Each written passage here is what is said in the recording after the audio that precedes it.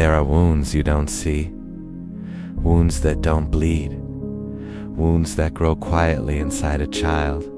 And those wounds don't disappear. They grow silently, and they follow you into adulthood. Before you hear the rest of my story, please support us by subscribing and clicking the like button. Thank you. This is my story, my truth. I didn't lose my childhood all at once. It wasn't sudden. It was taken from me piece by piece. I was the third child in my family, but I was the first male son. There were 5 of us in total. One home, one family, one life, before everything changed. Then my father died, and after that, nothing was ever the same. After the burial, a decision was made. They said it was to help us. They said it was out of love. All the male children were sent away, each of us to different relatives, so we could be taken care of. But what followed was not care. It was pain. It was survival. I was sent to live with a rich uncle.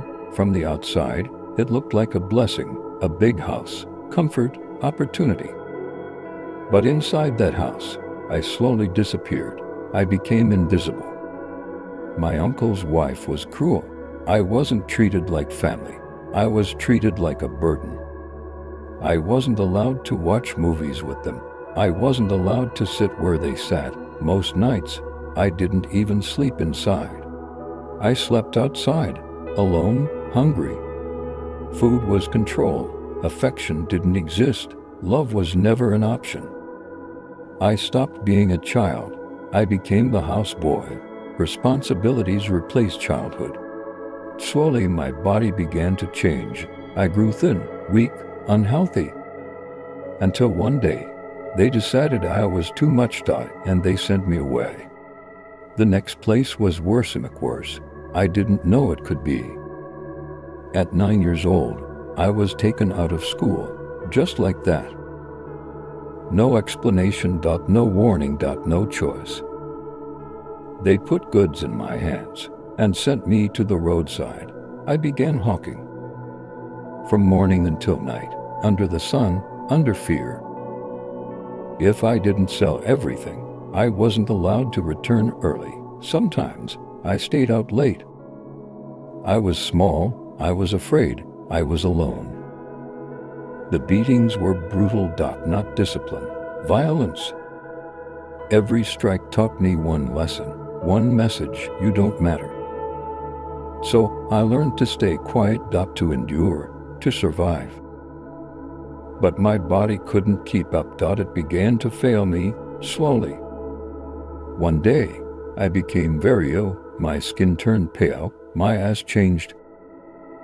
People whispered that I might die, and one day, I collapsed by the roadside.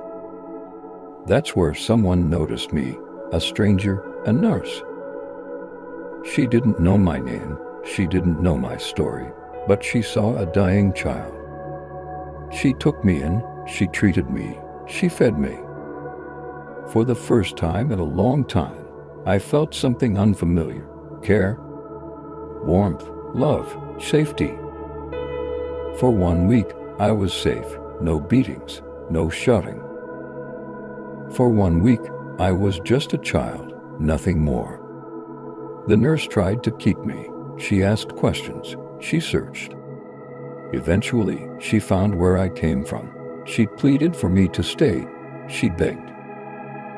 They refused. She had no legal power, only compassion.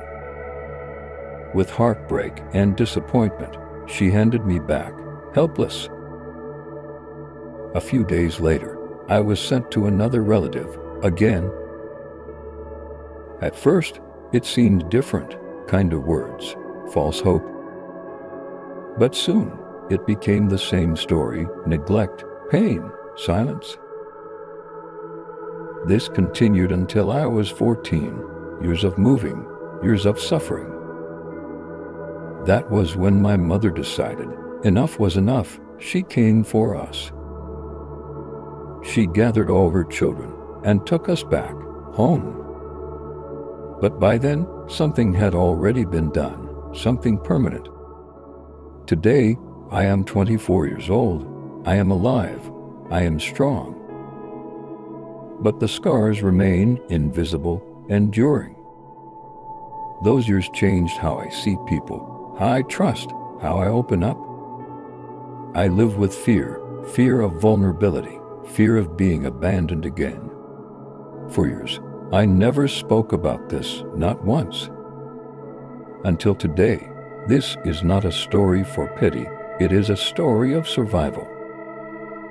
I endured what no child should endure, and I am still standing, still breathing. If this sounds like your story, or reminds you of someone you know, please like, share, and subscribe. You are not alone. This is Outcast Confessions, where the unspoken finds a voice.